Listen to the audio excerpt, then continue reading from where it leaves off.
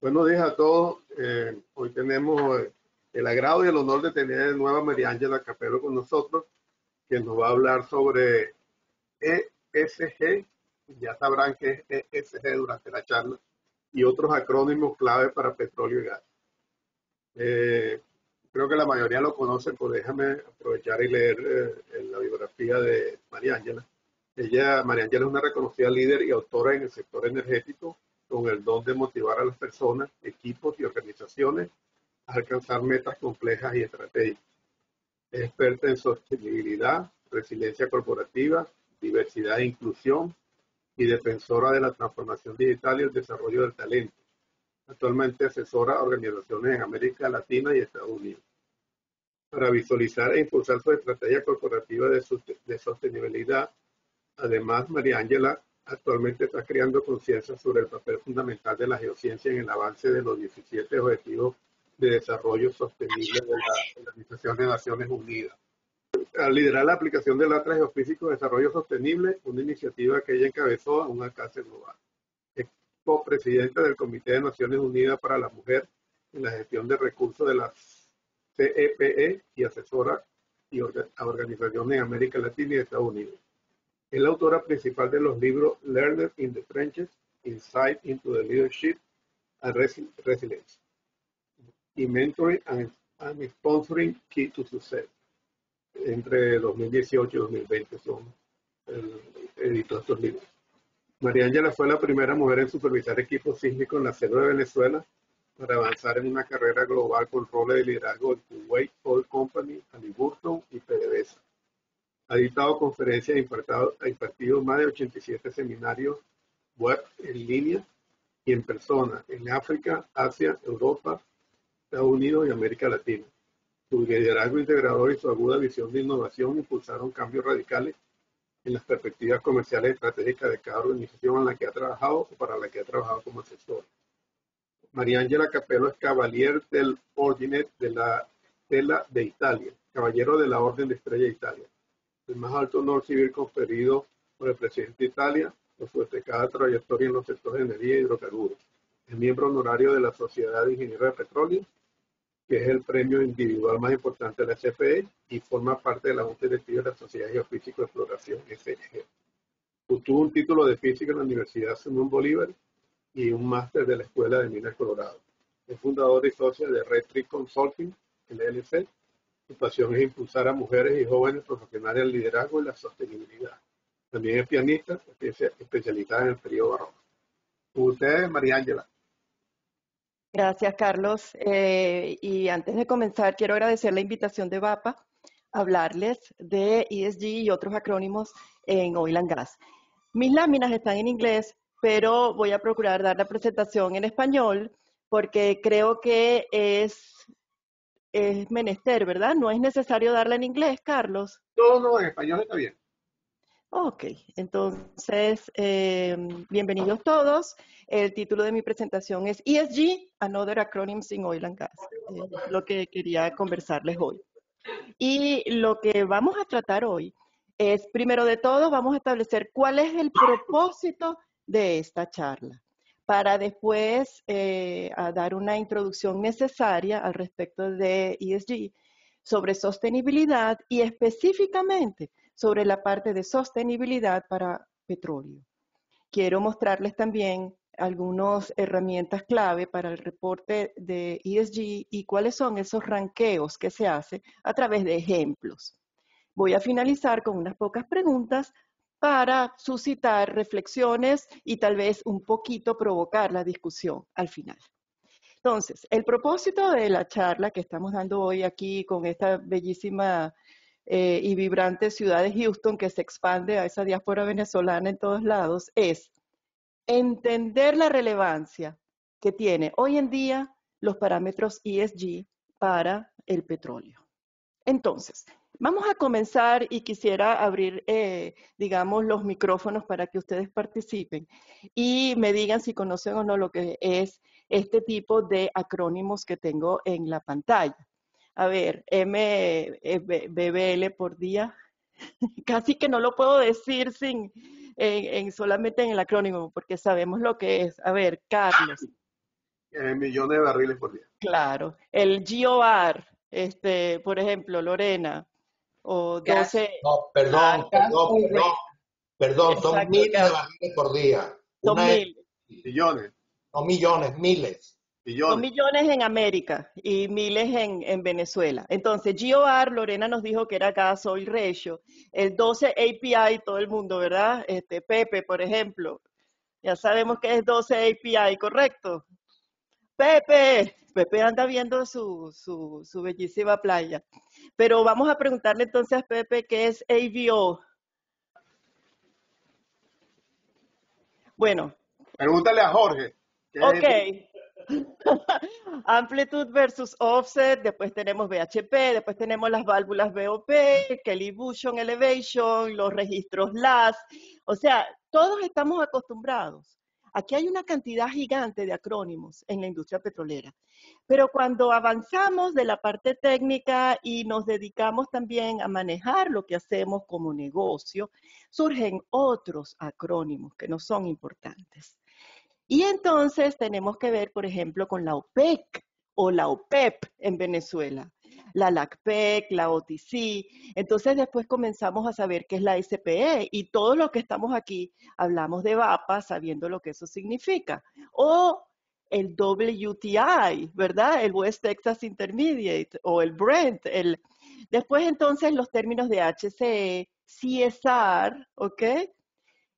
Return of Investment, ¿ok? Y lo que vamos a hablar hoy, y espero que vayamos saliendo de la presentación, conociendo qué es los SDG, ESG y las 3Ps. Entonces, vamos a empezar ahorita la charla, después de esta, digamos, motivación, ¿ok? Con respecto a los acrónimos que todos utilizamos, y vamos a hablar de sostenibilidad. ¿Por qué les quiero hablar de sostenibilidad? Bueno, porque tenemos esta imagen de que sostenibilidad es trabajar la parte ambiental, la parte verde, pero sostenibilidad es mucho más que eso. El concepto que utilizamos de sostenibilidad es poder producir y trabajar y prosperar con el capital que tenemos, ¿verdad? Sin comprometer la habilidad de las generaciones futuras en hacer lo mismo. Es decir, activar sus propios principios y desarrollo y beneficios de la misma forma como lo hicimos nosotros. Qué interesante, ¿no? Es decir, sostenibilidad es mucho más que eso. De hecho, los 3 pilares de la sostenibilidad son, primero de todo, el desarrollo económico, el desarrollo social dentro de la protección ambiental. Entonces, ¿por qué se habla de sostenibilidad como pilar fundamental del desarrollo económico? Porque estamos acostumbrados a ver un desarrollo económico que es lineal, que parte de una base de recursos, los procesa y prácticamente no le importa qué tipo de waste o qué tipo de desechos eso genera. Y entonces ahorita todo lo que es la economía está cambiando para ir a un modelo circular y no lineal. Asimismo como el desarrollo social. Si nosotros desarrollamos económicamente, generamos prosperidad, tiene que ser una prosperidad que acompañe a ese desarrollo social. Y tenemos que hacerlo dentro de una protección y una preservación del ambiente. ¿Por qué? Porque el capital siempre es escaso. El capital no es solamente un capital económico. El capital es también un capital social, un capital de conocimiento y sí, un capital natural. Entonces, el marco de ese desarrollo sostenible viene dado desde el año 2015 por un acuerdo que hubo entre los 193 miembros de las Naciones Unidas que generaron y adoptaron un esquema, un marco de desarrollo que se llama las 17 Objetivos de Desarrollo Sostenible. Es decir, ODS por sus cifras, por sus siglas en español, Objetivo de Desarrollo Sostenible, y SDGs, que es lo que se utiliza en inglés. Los SDGs conforman una agenda global para sobreponerse a la pobreza, para proteger al planeta y promover paz y prosperidad. Entonces, hay 3 Ps, ¿ok? Que tienen que ver con el desarrollo sostenible de la humanidad. Prosperidad, paz y prosperidad. Entonces, planeta. Paz y prosperidad son las 3 P's. Y los SDGs lo que proveen es eso que estamos hablando, un marco global para ayudar a cada país y a cada stakeholder. Sería en español, a ver, ayúdenme. Los stakeholders son los partners, los socios, los involucrados en el trabajo que se hace, ¿no? En todos los sectores. Las Naciones Unidas generó esto a través de un esquema bellísimo. A mí esto me parece una de las imágenes gráficas más atractivas que conozco. Y es porque cada uno de los objetivos de desarrollo sostenible está asociado a un color y a un logo que espero que al finalizar la charla les sea a ustedes cercano. Estos son los 17 objetivos de desarrollo sostenible. Y como pueden ver, son propósitos muy nobles. Por ejemplo, el primero es cero pobreza para el 2030. El segundo es cero hambre para el 2030, porque estos objetivos se plantearon ser alcanzados en el año 2030. Hay uno de los objetivos de los 17 que digamos, ocupan toda la gama de factores que tienen que ver con planeta, paz y prosperidad, ¿ok? Que tiene que ver con nosotros.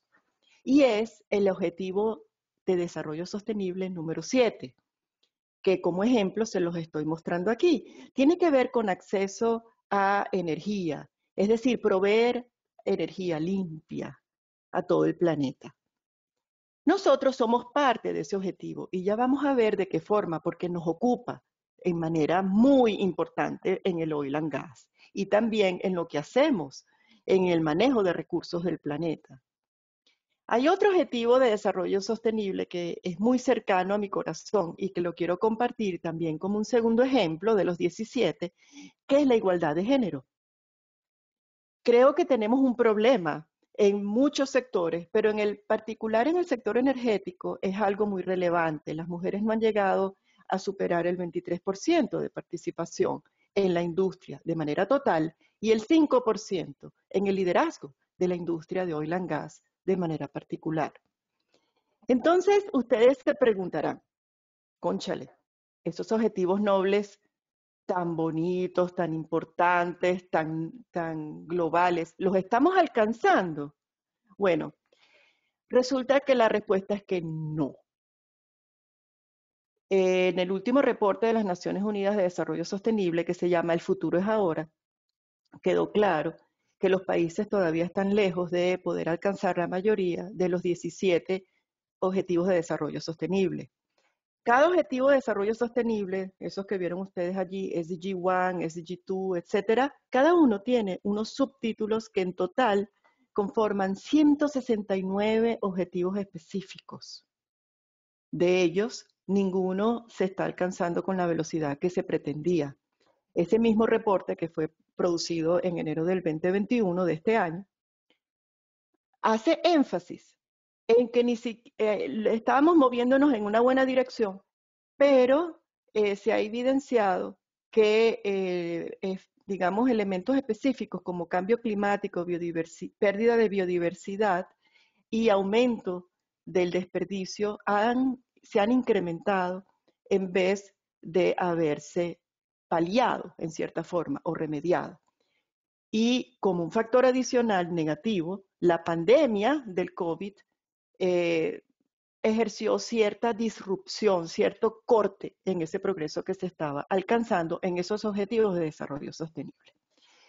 Y entonces, otra pregunta que nos podemos hacer, ¿cuál es esa relevancia de los SDGs o, en castellano, los ODS para la industria de petróleo? Bueno, si uno analiza la forma en que se están comunicando las diferentes empresas importantes o fundamentales en oil and gas, podemos ver que ellas se expresan en términos de los 17 Objetivos de Desarrollo Sostenible. En particular, quiero compartir unos ejemplos tomados la semana pasada de las páginas web de cada una de estas empresas. Si comenzamos por Total, y con esto creo que estoy honrando a Mayela, ¿no es cierto? Es una página que me fascina. Sobre todo, además, ellos han hecho un rebranding muy recientemente que tiene que ver incluso con cambiarse el nombre a Total Energies. Las empresas de servicio también enfatizan la forma en que ellos están avanzando específicamente los Objetivos de Desarrollo Sostenible o los SDGs. Aquí vemos a BP, que también se designó como empresa de energía. ¿Y qué es lo que están haciendo para cada una de ellas? Petrobras, en nuestro propio continente y en nuestra cultura, ¿verdad? También muestran la forma en que ellos están avanzando. No podía dejar de mostrarles ENI como ítalo-venezolana que soy, ¿verdad? Y ellos también tienen una parte muy específica, grande y una relevancia fundamental en lo que hacen, en la forma que ENI está avanzando las 17 SDGs. Vemos lo que hace Chevron, Oxy, Occidental Petroleum y Shell como un ejemplo. Incluso las pequeñas o de mediano tamaño también en sus páginas web nos muestran lo que están haciendo con respecto a las SDGs o los Objetivos de Desarrollo Sostenible. Ahora bien, ¿las empresas pequeñas los están haciendo? No, todavía. No todavía, pero por ejemplo en Dragonoil y Morphy ya están en conversaciones para avanzar esto. Yo misma estoy trabajando con alguna de estas otras, Frontera, Perenco, Geopark. Son empresas que han manifestado, contratado servicios para, digamos, actualizar la forma en que tienen de mostrar lo que hacen para la sociedad. Otros sectores digamos que son, creo, de importancia para nosotros porque hay que ver lo que hacen los vecinos en energía, que son las empresas mineras. También, digamos, se expresan en términos de lo que están haciendo para aportar y avanzar los Objetivos de Desarrollo Sostenible, los SDGs. Aquí vemos Newmont, que es una empresa minera, Canadá, Alcoa, y BHP, que aparte de minería también trabaja en oil and gas. La persona que vemos aquí se llama Bobby Foote. Es una mujer que es Executive Vice President de BHP. ¿Y por qué muestro esta foto? Porque me encanta decirles que ella fue personalmente a Ginebra, a las Naciones Unidas, para mostrar lo que está haciendo su empresa para avanzar los objetivos de desarrollo sostenible. Entonces, el sector energético está expresándose en términos de los SDGs. Entonces, ¿cuál es la relevancia? Yo pienso que podemos resumir que los 17 Objetivos de Desarrollo Sostenible, esos cuadritos que vimos de colores, ¿verdad? Son objetivos globales en cada uno de los sectores económicos, sociales y de ambiente. Que para nuestra industria, los Objetivos de Desarrollo Sostenible significan o se traducen en grandes retos, pero también en grandes oportunidades. ¿Por qué? Porque la industria de petróleo es un contribuyente importante, es decir, contribuimos de manera significativa a la economía global. Por lo tanto, ¿aló? Por lo tanto, somos no solamente, digamos, unos contribuyentes al mercado de la energía, sino que también jugamos un rol fundamental en el desarrollo social, en el desarrollo económico, de donde quiera que tenemos operaciones, tanto para empresas privadas nacionales como empresas públicas. Además, los SDGs ya son una parte fundamental y central en lo que hacen las empresas petroleras. Pero como cada una lo estaba reportando en la manera que se entendía esos preceptos y esos objetivos de las Naciones Unidas, los esfuerzos de alineación de cómo reportar los SDG comenzaron. Y en el año 2017, la organización IPIECA, que es una organización en la que convergen más de 70, creo que son 73 empresas y asociaciones que tienen que ver con oil and gas, y es el canal principal de comunicación que tenemos en oil and gas con las Naciones Unidas, estableció un atlas, un mapa de las actividades generales de oil and gas con cada una de las SDGs, de los Objetivos de Desarrollo Sostenible que vemos aquí.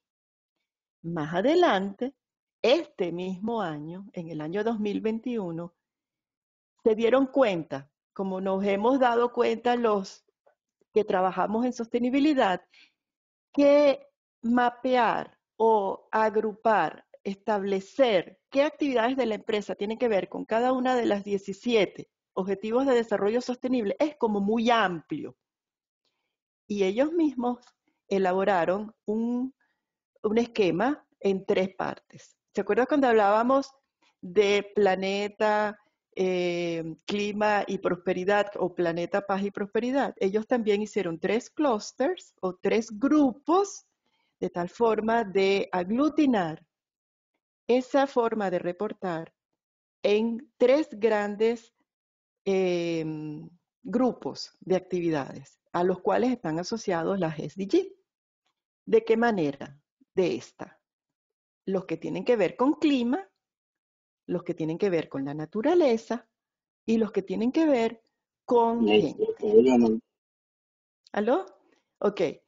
Entonces, aquí vemos que hay que considerar que existe una alineación en lo que hacemos con respecto a los objetivos de desarrollo sostenible que se llaman SDGs, en inglés Sustainable Development Goals, con un roadmap, con un camino a seguir, ¿ok? Para poder apoyar lo que hacemos a través de nuestras acciones en clima, naturaleza y gente. Esto se traduce en esquemas específicos de cómo reportamos lo que se hace. Y la gente de AIPIECA nos da unas pautas y unas guías a cada empresa petrolera de cómo reportar en cuanto a clima, en cuanto digamos, al ambiente o a la naturaleza y en cuanto a la gente. ¿Ok?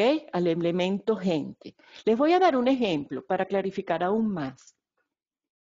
Las empresas que pertenecen a IPIECA, las pueden ver aquí, hay unos nombres que seguramente todos conocen, Aramco, ADNOC, Baker Hughes, OMB, ConocoPhillips, ExxonMobil, Shell, Oxy, o sea, una gran cantidad, así como las asociaciones, Arpel, etcétera, API, ¿ok? Están allí. Entonces vemos cómo empresas como Chevron siguen, ¿ok? Los lineamientos de AIPIECA y de SASB, que aquí están aquí. Y proyectan, digamos en este caso, las emisiones que generan, que tienen que ver con el sector clima, ¿verdad? En un histórico, en este caso del 2016 al 2020. Si nosotros, esto es un ejemplo para decir que eso de verdad funciona y las empresas están reportando eso. De hecho, lo están reportando de una forma que si analizamos desde el 1993 hasta el año pasado, hasta el 2020, vemos que el grupo de naciones, hay un grupo de 100 naciones top en oil and gas y después el grupo de las 250 más importantes, las 250 están reportando, el 96% de ellas reportan sostenibilidad. Y de las, digamos, el grupo de las 100 están, digamos, reportando el 80%. Con más detalle, podemos analizar que las empresas, no solamente en oil and gas, que vemos el 81% de ellas han, digamos, abrazado la necesidad de reportar sobre sostenibilidad, sino que todos los otros sectores también han aumentado sustancialmente desde el año 2017 hasta el año pasado su forma de reportar lo que hacen, asociando sus actividades a los objetivos de desarrollo sostenible. Pero a este punto de la charla yo estoy segura que ustedes ya no quieren escuchar más teoría ni nada, sino que quieren seguramente preguntarse, bueno, pero dígame una cosa, esto de reportar sostenibilidad y aprender y expresarnos sobre sostenibilidad, ¿eso produce retorno de la inversión o incluso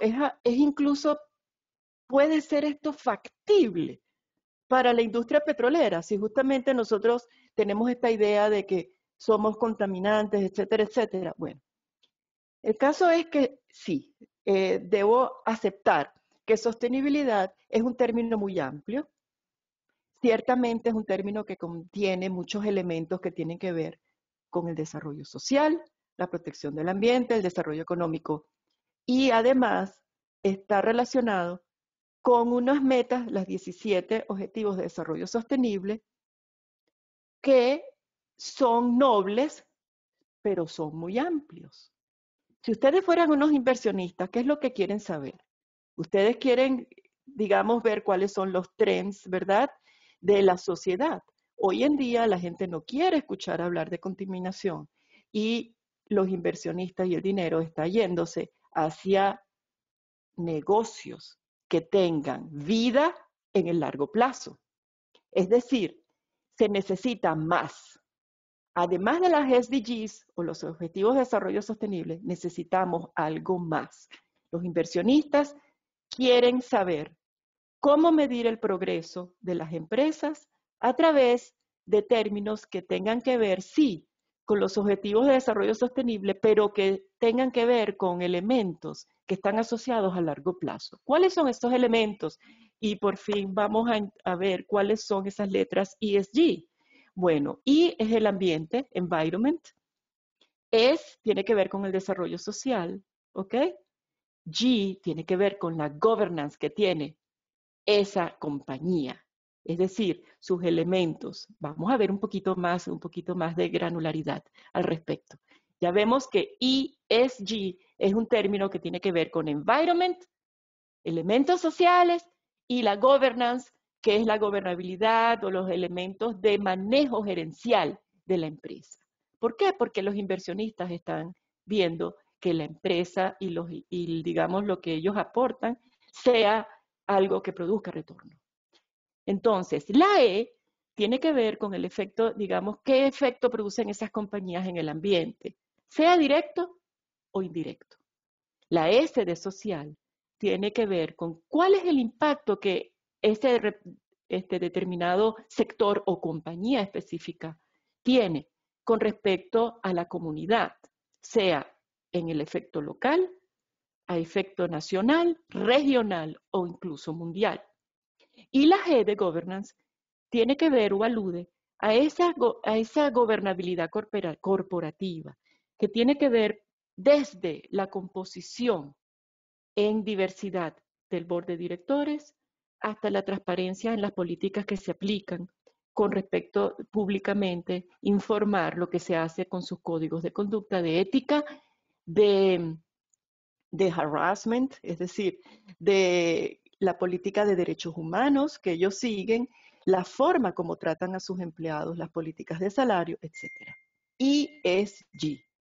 Entonces, ¿cómo aplica eso en la parte de los inversionistas? ¿Qué es lo que ellos visualizan? Bueno, en ambiente, más que todo, ellos ponen atención a cuáles son las emisiones de carbono, la eficiencia energética, cómo manejan el agua, cómo manejan los desechos que producen y cómo mitigan la contaminación.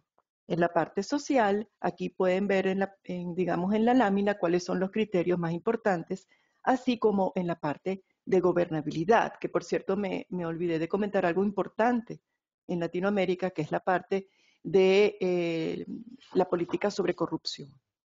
Entonces, si a ver vamos, ¿por qué nos interesa ESG? Bueno, ESG nos interesa primero porque los inversionistas están buscando cuál es el riesgo que tienen las empresas a través de sus parámetros ESG. Y segundo, porque existen unos ranqueos de ESG.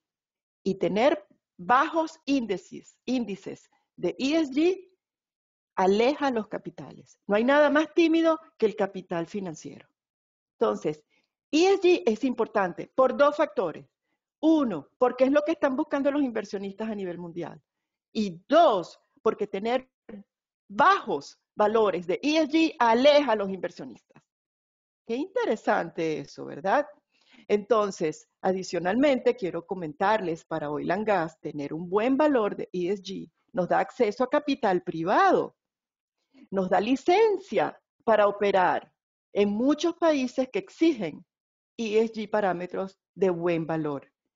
Nos permite tener unas buenas relaciones con nuestros socios, sean sociales, políticos o de gobernabilidad, en el sitio de operaciones donde estamos como Oil and Gas. Y nos da una buena reputación corporativa que también nos da un momento estelar al momento de buscar inversionistas. Entonces, ¿cuándo necesitamos nosotros traer estos parámetros de ESG a la conversación? Si ustedes me preguntan cuándo, la respuesta es ahora, ya.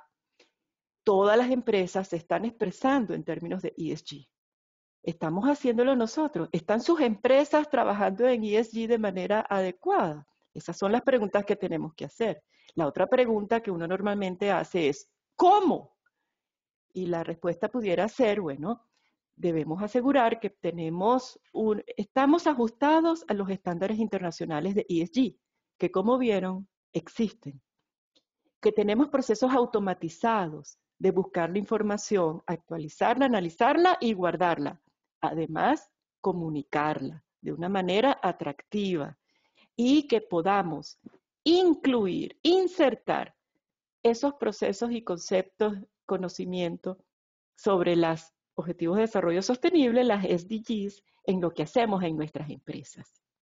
En Oil and Gas, si analizamos nuestra industria con una lente gigantesca, con una visión macro, nosotros generamos mucho CO2, como ustedes saben.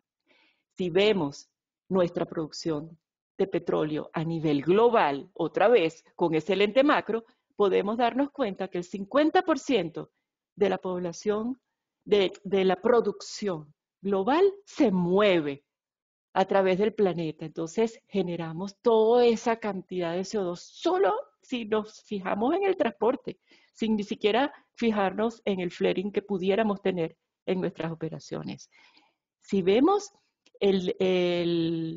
la distribución del LNG, ¿verdad? El gas licuado que llevamos comprimido, igualmente está transportándose alrededor de todo el planeta. Por lo tanto, ¿qué nos ocupa y qué nos preocupa a nosotros en nuestros parámetros de ESG para la industria petrolera? El CO2. Entonces, la ruta de tiempo que hemos seguido en la industria petrolera no es que sea muy vieja, por eso es que esta mañana cuando empezábamos la charla, algunos de ustedes me preguntaban, ¿y qué es ESG? Claro, es algo nuevo. Empezó en el 2015 con los SDGs, los Objetivos de Desarrollo Sostenible.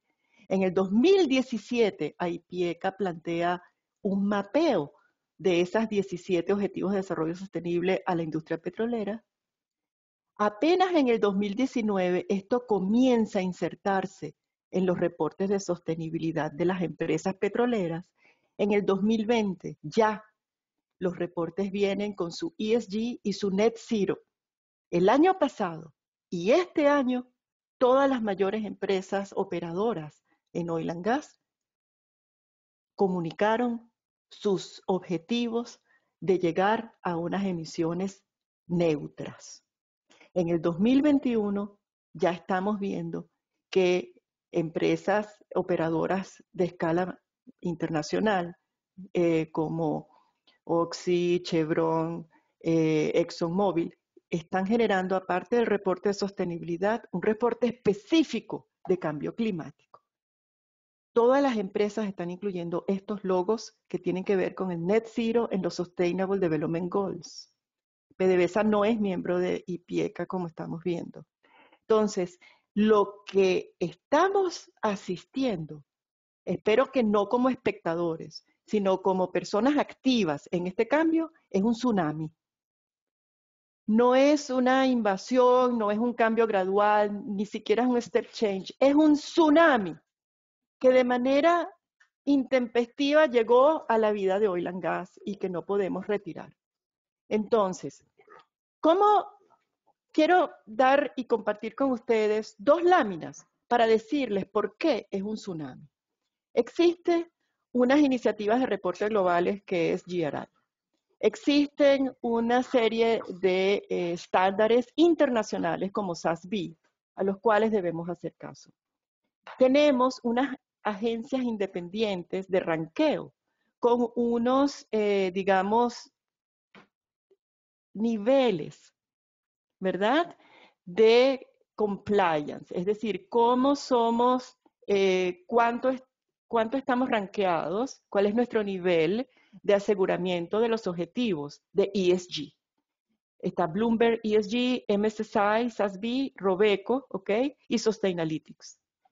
Además de eso, esta es una búsqueda que hice hace poco, yo misma, en el LinkedIn, y hay unos nuevos roles en todos los sectores industriales. Y si vemos en la parte petrolera, ahorita tenemos nuevos roles. Existen directores de cambio climático en Conoco. Existe Chief Climate Change Advisor en Shell. Existen directores de ESG Performance en Schlumberger. Existe un Vice President de Sostenibilidad en ExxonMobil. Existe en API, en esa asociación americana, un director de política de clima y además de ESG. En Marathon tienen un Vice President de ESG y Stakeholder Engagement y pare usted de contar. Cosas que además vemos que existen en empresas conexas como Amazon.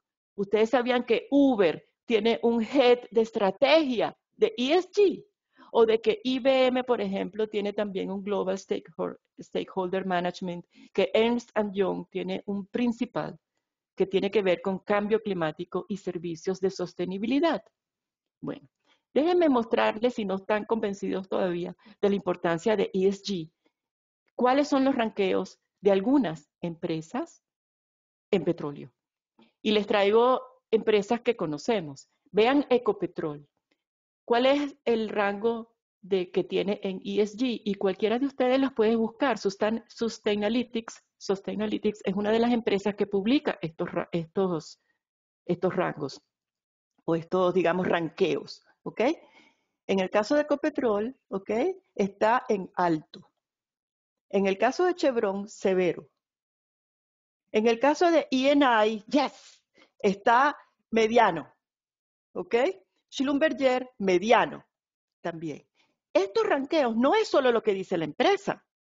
Sustainalytics analiza las noticias en la prensa, analiza lo que publican en los social media tipo LinkedIn, Twitter, Instagram y otras fuentes independientes que hablen, por ejemplo, la voz de la comunidad, la voz en las conferencias, digamos que no es solo lo que dice la empresa, porque si no, no serían independientes.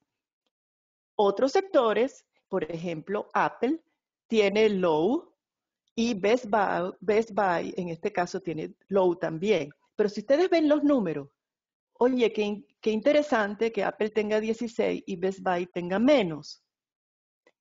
¿Ustedes saben por qué? Porque Apple produce en China. Y toda esa parte climática e impacto que tienen con respecto a la manera de trabajar con los empleados y la parte del clima les afectó en su segmento. Otro ejemplo random es de los hoteles y de las aerolíneas, que tienen los hoteles medianos y las aerolíneas altos por las emisiones, ¿verdad? Otro ranqueo es la gente de MSCI. Solamente lo traigo a colación para que vean que lo que dice ESG, ¿ok? Y de dónde vienen esos ranqueos. Lo que dice la compañía es la parte azul, ¿ok? Es solo una parte de lo que se consideran esos ranqueos. Fíjense, los otros vienen de información de otras fuentes y el segmento gris tiene que ver con el sector donde operamos. Entonces, oil and gas de por sí tiene riesgo porque existe la percepción de que va a haber una transición energética hacia otros sectores. La parte verde es lo que dicen los demás. Entonces, lo que dicen los demás también nos afectan porque ya saben que nuestra reputación no es de las mejores en oil and gas, ¿verdad? Pero más de la mitad es lo que nosotros en oil and gas, en petróleo, lo que nosotros comunicamos. Por lo tanto, tenemos que abrazar digamos, ranqueos de ESG. les voy a mostrar el último ranqueo, ¿ok? De MSCI, de ENI, que llegó al nivel A. Es una de las pocas empresas en petróleo que ha llegado a un ESG rating de A, ¿ok? Y hicieron con bombos y platillos, lo comunicaron en sus social media. Chevron publicó este año un reporte específico para lo que ellos hicieron en ESG el año pasado. Entonces, ya vamos hacia el final de nuestra presentación.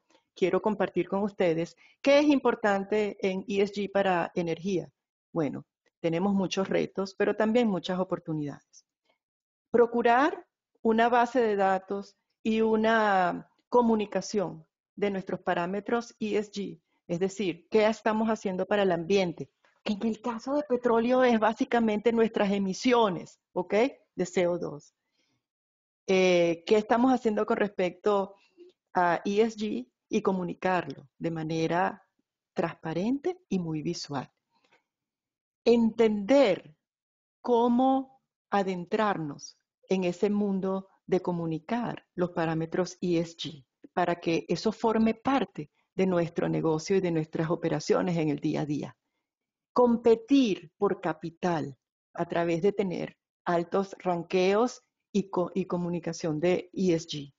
Adoptar tecnología de manera rápida. Y tal vez no tenemos un apetito muy grande por el cambio, pero tenemos que abrazar el cambio para poder abrazar también de esa forma la oportunidad que brinda ESG. Yo vi que ya en el chat están pendientes, ¿verdad? De si Venezuela está o no en los ranqueos. Y les quería mostrar este mapa. Lo conseguí en Robeco, es de este año. Y esto es los ranqueos de los diferentes países en el área petrolera en cuanto a sus parámetros de sostenibilidad.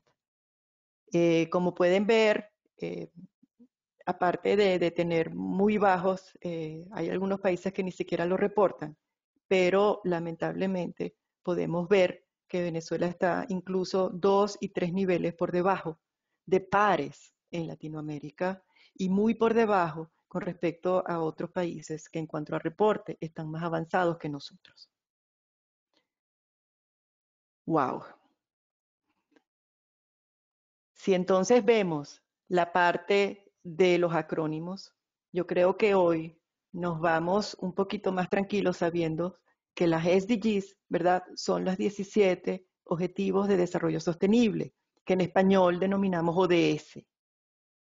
ESG es una cantidad de parámetros que permite a los inversionistas medir el riesgo de una empresa considerando un poquito más de la parte de sostenibilidad porque considera environment, society y governance, es decir, le aplica la parte de governance a ese análisis de sostenibilidad. SASB es uno de los estándares que tenemos para medir sostenibilidad, GRI es otro, y la IPECA es una asociación, ¿verdad?, que aglutina los esfuerzos del sector petrolero para reportar sobre sostenibilidad. Entonces, de todos estos acrónimos, el que hoy enfatizamos fue ESG. Y dentro de ESG, la E es la letra más importante para nosotros, para petróleo. ¿Por qué? Porque será uno de los componentes fundamentales a futuro en el atractivo que podamos tener para los inversionistas y para nuestra operación a largo plazo. Quiero irme de la charla formal dejándoles unas preguntas. Y esas preguntas son, la inversión privada probablemente podrá acelerar una rehabilitación, un mejoramiento, un renacimiento del sector petrolero en Venezuela. ¿Estamos listos en Venezuela para reportar ESG? ¿Cómo podemos hacer eso rápidamente en petróleo para poder subsanar las principales brechas que sabemos tenemos ya en ESG? ¿Será la nueva gerencia en, digamos, el sector petrolero venezolano estará dispuesta a de verdad poner los elementos sobre la mesa necesarios para implementar sostenibilidad de corazón, es decir, convencidos de que es necesario.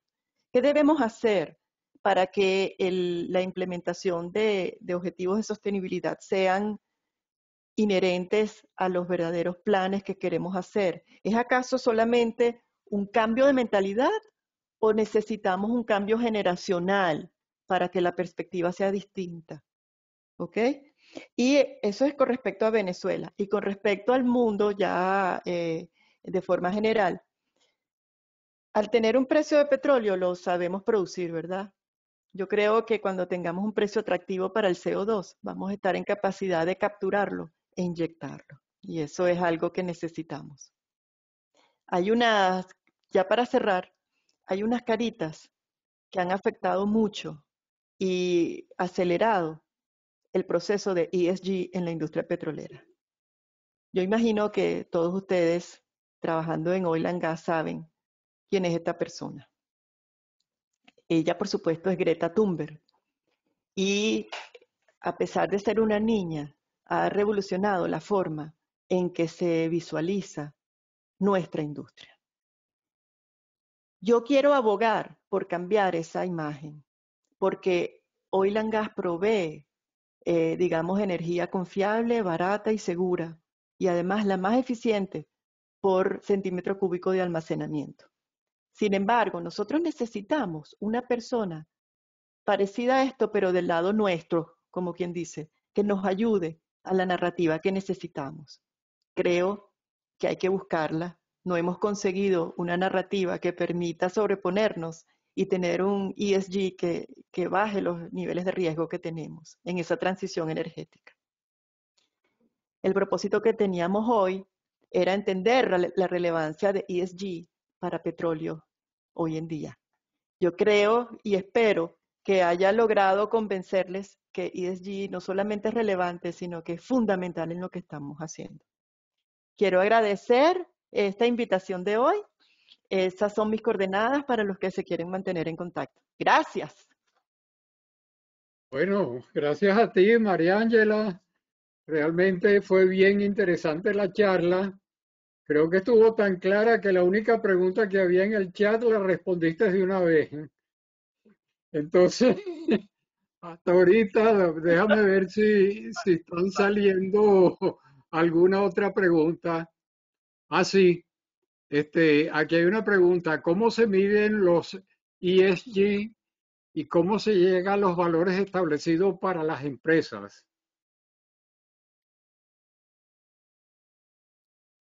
Estoy en mute. No, ok. ¿Cómo se miden los ESG? Eso sería otra presentación que podemos ciertamente preparar. Existen, digamos, una serie de parámetros y de criterios establecidos principalmente por IPIECA y después por el GRI, que es el General Report Index, que, por darles un ejemplo, volumen de agua utilizada en las operaciones. Le estoy dando ejemplos que tienen que ver con petróleo, ¿ok? Después hay que reportar cuánta de esa agua fue reciclada, cuánta de esa agua se vertió a fuentes de agua fresca, porcentaje de agua que quedó, digamos, contaminada o se remedió. Ese es un ejemplo como de un parámetro que tiene que ver con el uso de agua, ¿ok? También de dónde viene esa agua. No es igual traer agua de, digamos, de tubería que utilizar agua directamente de fuentes de agua fresca tipo ríos o lagos versus utilizar agua del subsuelo, de acuíferos. Entonces, eso es un ejemplo de cómo se reportan los parámetros ESG. Otra manera es cuál es el volumen emitido de metano en las operaciones, cuánto de eso se captura, cuánto se hace el venteo. Otro ejemplo de parámetros ESG, y me voy a ir ahorita a la G de ESG, voy a abandonar la parte de environment, en G es la parte de diversity, de diversidad. Y la parte de diversidad tiene que ver con género, con nacionalidad, con edad, con experticia.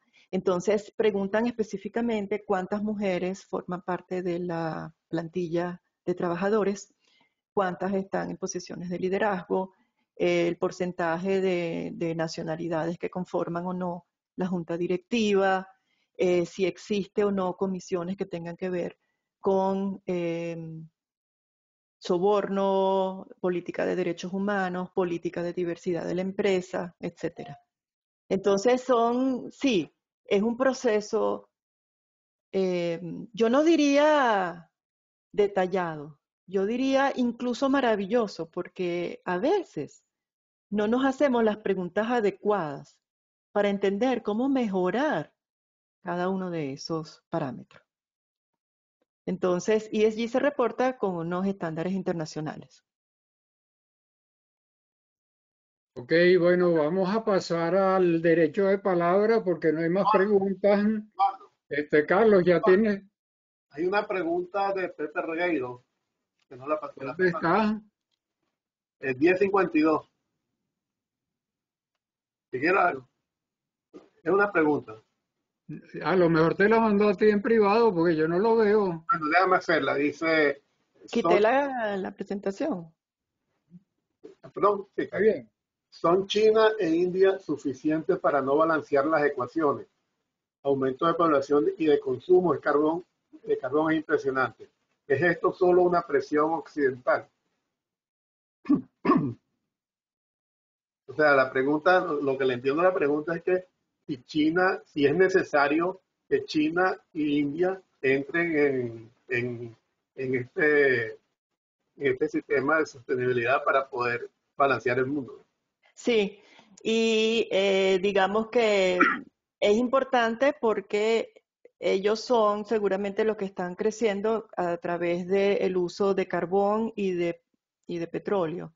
Y son elementos muy contaminantes, pero si desde el principio lo hacen con conciencia de la captura del CO2 a través de un sistema de, ¿cómo se dice? Taxación, de colocar impuestos, exacto, de pechar impuestos al uso y consumo de carbón, así mismo como a la producción de CO2 y metano, entonces se podrá lograr.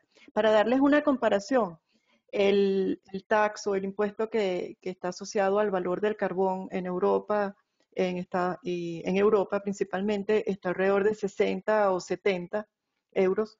En cambio, en China está alrededor de 1, en India está alrededor de 2. Entonces, por eso que ellos siguen, digamos, no solamente utilizando carbón como fuente fundamental para la generación de electricidad, sino además el sector financiero sigue otorgando créditos para minas nuevas de carbón asociables o a ser asociadas a la construcción de plantas eléctricas basadas en carbón. Entonces, si desde el diseño no se piensa en sostenibilidad, poco se puede hacer para revertir las tendencias en China y en India. Gracias por la pregunta, muy, muy buena. Bueno, entonces tiene la palabra ahora Freddy Gerke. Les recordamos que son 3 minutos máximo. Déjame poner el cronómetro. Ajá. Esa fue una innovación del último webinar. Adelante, Freddy. Bueno, muchas gracias, Eduardo. Felicitaciones a María Ángela.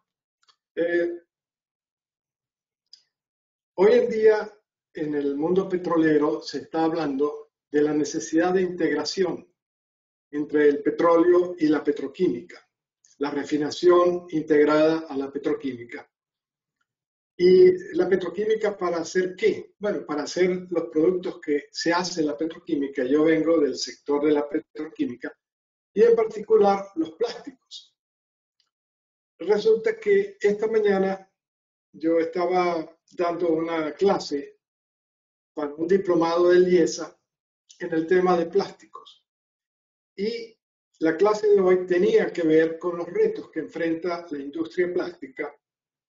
Y resulta que la industria plástica también enfrenta los retos del ESG, porque todas las inversiones para el sector plástico y para la petroquímica orientada al sector práctico también se miden por el ESG. En marzo de este año, en las conferencias de IHS sobre el World Petrochemical Conference, se nos insistía en el ESG como un parámetro para determinar las inversiones que van hacia la petroquímica.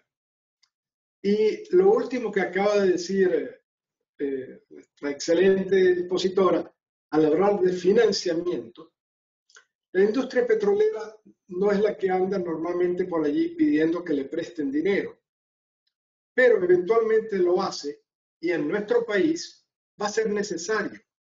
Pues resulta que más de 140 entes financieros del mundo están aplicando también, ya no un acrónimo, pero sí los principios del ESG basados en lo que se llaman los Equator Principles, principios del Ecuador, en los cuales se establece para 4 tipos de financiamiento de proyectos,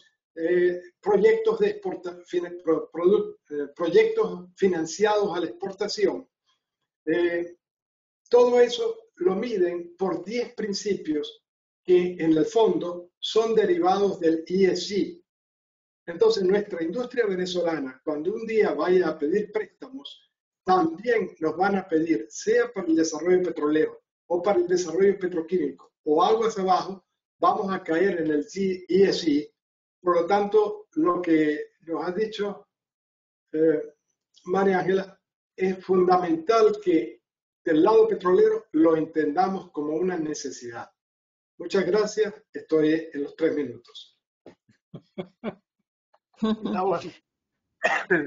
Muchas gracias. Yo creo que tu comentario es realmente válido.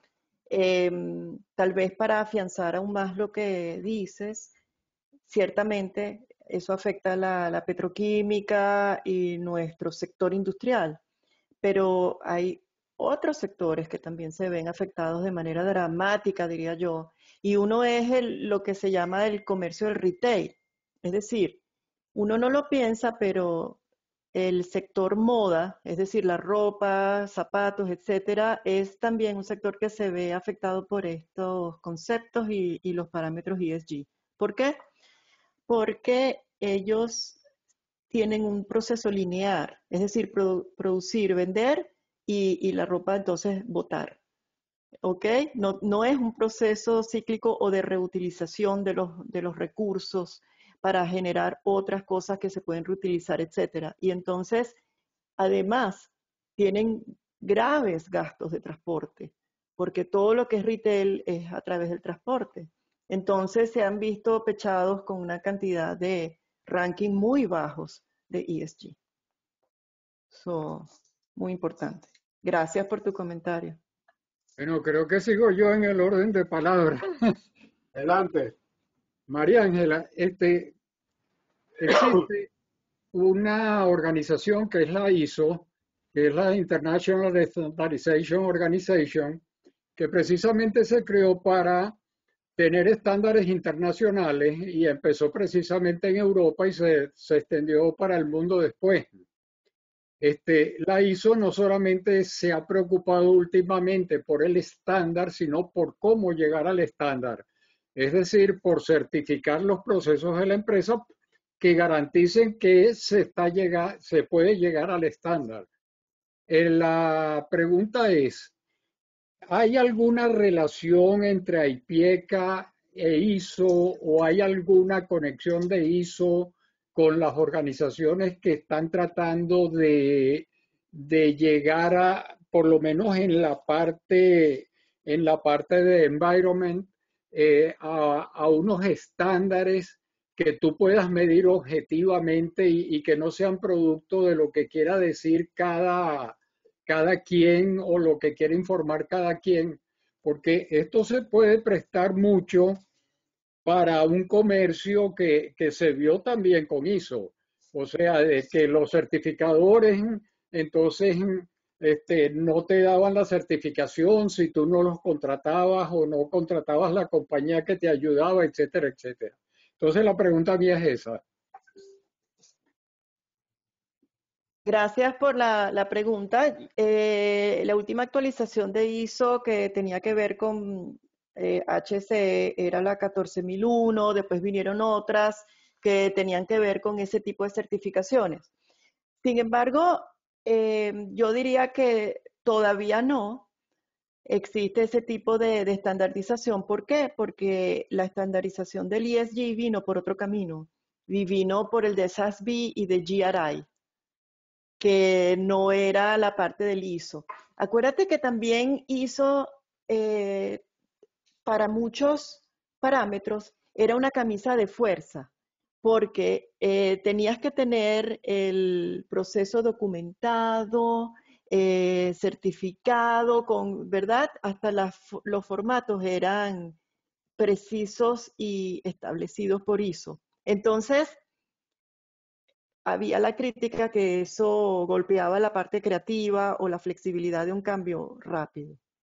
Entonces, como la parte de sostenibilidad, estábamos hablando, es tipo tsunami, lo que está ahorita gestionándose es también la certificación independiente de las emisiones a través de satélites y drones, que no depende de lo que diga la empresa que genera, en el caso de la industria petrolera, emisiones de metano, pueden ser detectadas por satélites, ¿verdad? Entonces, se ha ahorita avanzado en la medición de emisiones de manera independiente, empresas que se dedican a este tipo de certificaciones independientes. Yo no he visto todavía esa asociación ISO con IPIECA, pero a lo mejor vendrá si también si ISO es flexible suficiente como para tener una gestión dinámica en tiempo real. ISO normalmente es tan flexible que por norma ellos mismos tienen que revisar la norma cada cierto periodo de tiempo. Entonces, se supone que debería funcionar así. Sí. Mira, tiene la palabra Carlos Sánchez. Prende tu cronómetro. Claro que lo prendo, pero voy a hacer dos preguntas, una mía y una de la audiencia que quedó que me la mandó privada y no me di cuenta. Primero, ¿qué opina de lo que dijo? Eso es la pregunta de la audiencia. ¿Qué opina de lo que dijo la International Energy Agency, IEA, de que se debe parar la producción de petróleo y carbón? Y ahora, si se quiere lograr el objetivo de net zero para 2050. Esa es la pregunta de la audiencia. La mía es, ¿cuán complicado es que una organización, una asociación pertenezca a IPIECA? ¿Cuáles son las reglas? ¿Tú las sabes? Sí, ok, voy a comenzar por la segunda. Pertenecer a IPIECA, las reglas son que la empresa tiene que tener un compromiso sincero con respecto a sostenibilidad manifestado por la manera como ella se presenta públicamente. Normalmente la participación en IPIECA, además, tiene un costo de membresía que tiene que ver con la porcentaje de producción, es decir, cuánto petróleo y gas produce la empresa. Es proporcional, digamos. ¿Eso contesta a tu pregunta, Carlos? Sí, pero ¿y para una asociación que no tiene producción de petróleo? Para la asociación no he investigado. Okay. Entonces, si estamos interesados para VAPA, también me puedo voluntariar de puente porque tengo muy buenos contactos en IPIECA. Sería bueno saberlo, ¿no? Con gusto, voy a contactar y ahí lo arrancamos, porque eso también nos permite de una vez posicionarnos en lo que es un estándar internacional que está compuesto por las mejores asociaciones y empresas productoras. Sí, aunque me di cuenta, María Ángela, en la lámina, no vi ninguna de las asociaciones de petróleo ahí. No sé si fue. Oh, sí están. Yo después te la mando para que la analices en detalle. Está bien. Ok. La primera pregunta de la audiencia. María Ángela, cerraste el micrófono. Sorry. La primera pregunta era con respecto a lo que dijo la IEA, que no había que producir más petróleo y carbón y que había que llegar a net cero para el 2050. Si me pides mi opinión, la voy a dar con mucha franqueza. y es la siguiente. Primero, la IEA no dijo que no había que producir más petróleo y gas y carbón. Lo que dijo es que no había que explorar por nuevo o adicional carbón y petróleo, y que es algo que yo vengo diciendo desde mi charla de Distinguished Lector de la ESG hace 3 o 4 años, que ya tenemos todo el petróleo que necesitamos hasta el 2050 para llegar a net zero en los grandes campos gigantes que tenemos. Hay que exprimir la última gota de lo que tenemos con la tecnología y la nueva tecnología que venga. Con respecto al objetivo del 2050 de llegar a net zero, yo estoy de acuerdo. Existe tecnología para monitorear lo que producimos y lo que podemos almacenar. ¿Saben? Yo pienso que el 2050 será un momento en donde vamos a ver revertidas el tipo de trabajo que hacemos. Es decir, antes extraíamos, o ahorita pues actualmente, extraemos oil and gas de los yacimientos, ¿verdad? Y a futuro va a ser necesario almacenar el CO2 que capturemos de todo lo que se genera en las industrias, en la generación de electricidad, la generación de acero, el retailing industry y el transporte, para reinyectarlo en el subsuelo. ¿Ok? Por lo tanto, vamos a utilizar nuestras destrezas de manera inversa, porque vamos a conocer exactamente la geometría y la disponibilidad de potenciales yacimientos para capturar ese CO2. Por ejemplo, los domos salinos en el Golfo de México y otras zonas, ¿verdad? En donde podemos almacenar ese CO2. Y como petroleros que somos, vamos a tener también la habilidad de poder monitorear lo que falta por almacenar, el espacio todavía disponible y otra serie de cosas, que eso ya viene por ahí. Y nos especializaremos en carboductos. En carboductos en vez de oleoductos. Sí, claro, Okay. claro que sí. Mira, no hay más preguntas, así que Carlos. Déjame hacer un comentario, María Ángela. Yo he estado viendo mucha información sobre sostenibilidad, todo lo que está pasando en el mundo, toda la tendencia. Y yo creo que es una tendencia válida, sin embargo, creo que está exagerada. Déjame hacerte un comentario. Hace unas 2 semanas, el gobernador de Texas, no sé si lo viste en las noticias, está promoviendo unos incentivos para que se reactiven plantas termoeléctricas, incentivos que creo que están dirigidos más que todo a los inversionistas, porque nadie quiere poner dinero en termoeléctrica y la situación de electricidad de Texas está en estado crítico porque la energía renovable que se está generando no es suficiente y hemos tenido algunos picos donde piden a la población que ahorre energía porque podemos llegar a la fase esa crítica. Yo creo que debe haber un balance. Yo he visto muchas charlas donde hay gente que tiene posiciones de balance, o sea, vamos a ir progresivamente reduciendo las energías fósiles y progresivamente aumentando las energías renovables, pero esos argumentos de cero producción de petróleo, cero exploración, cero inversión en hidrocarburos son muy peligrosos. Sí. Mira, Regueiro está pidiendo 3 minutos. Adelante. Hola María Ángela, un abrazote para ti, para Herminio. Espero que la recuperación sea acelerada y muy buena. Muchas gracias, Pepe. Toda esta idea, hay varios dichos que entran aquí, ¿no? Como dicen por ahí, del dicho al hecho hay un gran trecho, es uno de ellos. Supuestamente habíamos salido de la era del carbón para entrar en la era del petróleo y resulta que ahora estamos produciendo más carbón que nunca. O sea, yo coincido con Carlos en la parte que le estaba diciendo. Pero por otro lado, yo soy muy maltusiano. Yo considero, y siempre, yo fastidio mucho con eso, y tú lo sabes, porque no creo que en otro momento lo hemos tocado, que el tema de sobrepoblación, de aumento de población, está fuera de todas las discusiones, o por lo menos se ha minimizado.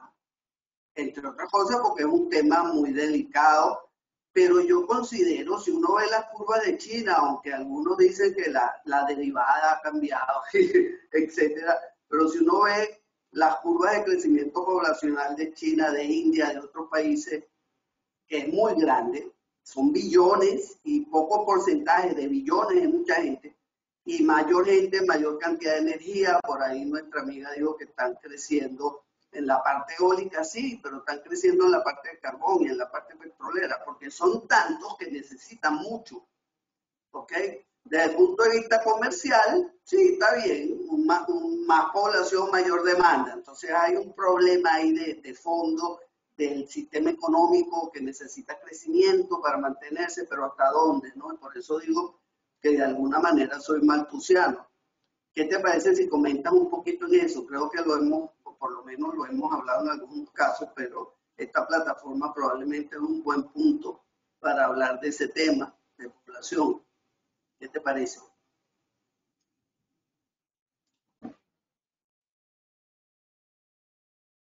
Abre el micrófono, María Ángela. Gracias por la pregunta. El problema de la población es la esencia fundamental de lo que está pasando, porque si no fuera por eso, no tendríamos que enfrentar estos retos que tienen que ver con el ambiente, ¿no?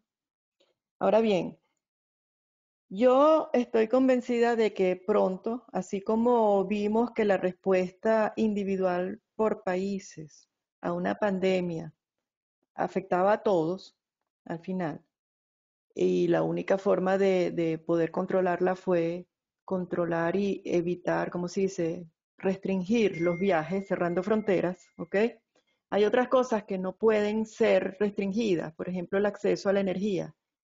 Si recuerdan, mostré cómo se desplaza la energía, sea por oil and gas como de LNG, que a nosotros nos preocupa más, ¿verdad?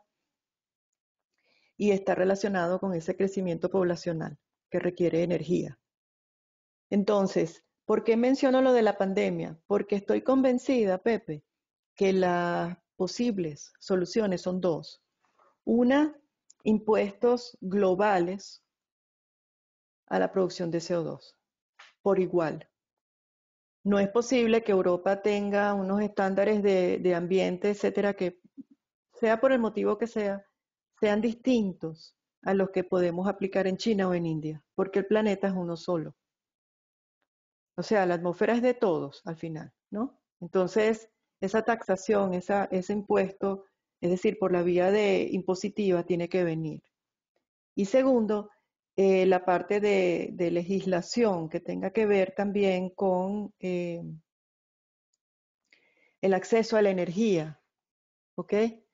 Va a tener que ser regulado de manera global, con acuerdos globales, porque mientras los países tengan un acceso a decisiones, si se puede llamar unilateral o nacional, afectando al resto de la comunidad, no podemos llegar a soluciones concertadas. Entonces, creo que eso viene. Eso viene. Así como hubo una presión tremenda en los Estados Unidos, a mí eso me asombró estando aquí, que se presionara a los Estados Unidos para que financiaran vacunaciones en países de escasos recursos. Me hizo reflexionar mucho, porque no todos los países pueden o entender o acceder a lo que sí pueden entender o acceder países con otro esquema de acceso a la energía. Entonces, ¿quiénes somos nosotros para vetar el acceso al progreso a las poblaciones de India o de China? Es un tema ético y moral. Entonces, tiene que ser una legislación que venga por la parte económica, con impuestos y con otras cosas. Eso va a tener consecuencias en la población, no puede ser de otra manera. No puede ser de otra manera. Yo estoy de María, acuerdo contigo, Pepe. El problema es la sobrepoblación. Diga, Pepe. no, la pregunta es, ¿ese tipo de mecanismo existe? Yo puedo decirle a China, tienes que pagar este impuesto a China, no a los chinos, a China como gobierno, y más entendiendo su posición global. ¿Eso existe en el mundo? ¿Se puede No, taxar? todavía no existe. Por eso digo que eso va a venir y tiene que imponerse. a través de la taxación. Y taxación del CO2 y de las emisiones. Fíjate, Estados Unidos ha tomado una posición que es defender lo que es la taxación por habitante. Es decir, las emisiones de CO2 por habitante.